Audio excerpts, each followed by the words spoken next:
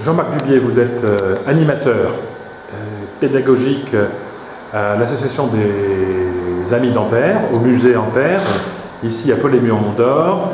Expliquez ce qu'est ce vélo électrique et l'installation à laquelle il est connecté. Alors, au musée Ampère, nous recevons régulièrement des groupes de jeunes pour leur donner des notions d'énergie, de puissance, d'électricité. Et on a eu l'idée de monter avec des étudiants un banc qui est constitué d'un banc d'entraînement de coureurs cyclistes professionnels, d'un vélo assistance électrique et d'un ordinateur pour gérer cet ensemble. Et l'intérêt pédagogique de ce vélo est qu'il permet de prendre conscience de la notion d'énergie.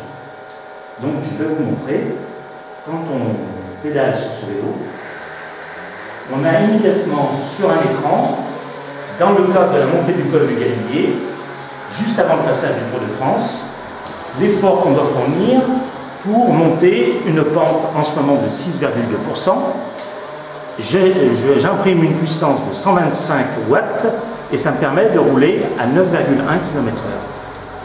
Sachant que la plupart d'entre nous, quand on monte pour la première fois sur ce vélo, on n'a aucune idée de la quantité d'énergie qu'on peut produire avec ces jambes.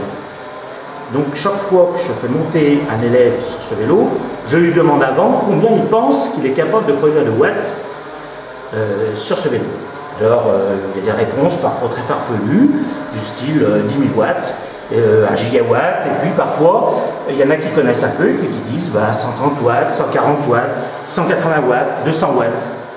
Et en fait, la bonne réponse est que quelqu'un qui est en bonne santé, quel que soit son âge, peut arriver à produire 180 watts pendant 5 minutes, 10 minutes. Donc voilà, la montée du Galibier à 180 watts. Alors l'intérêt, c'est que j'enclenche l'assistance du vélo assistance électrique et à ce moment-là, sans plus aucun effort, je peux monter le col du Galibier en pédalant tout doucement. Le moteur me produit l'essentiel de l'énergie pour monter le col, tout en gardant une vitesse élevée. Donc c'est tout l'intérêt du vélo assistance électrique, c'est que ça permet de monter un col de première catégorie, sans forcer, et de montrer qu'est-ce que c'est que la puissance. Parce qu'on a beaucoup pédalé avant de mettre en route le moteur, on voit que c'est difficile de produire 180 watts, et on est bien content que le moteur vous en produise 250. Donc toute personne qui est montée sur ce vélo ne dira plus de bêtises sur la notion de puissance, il sait qu'il peut produire 180 watts. Ce qui veut dire que chez lui, il pourrait alimenter 3 ou 4 ampoules pour s'éclairer. Voilà, mais pas la machine à laver, pas recharger sa voiture électrique. Voilà.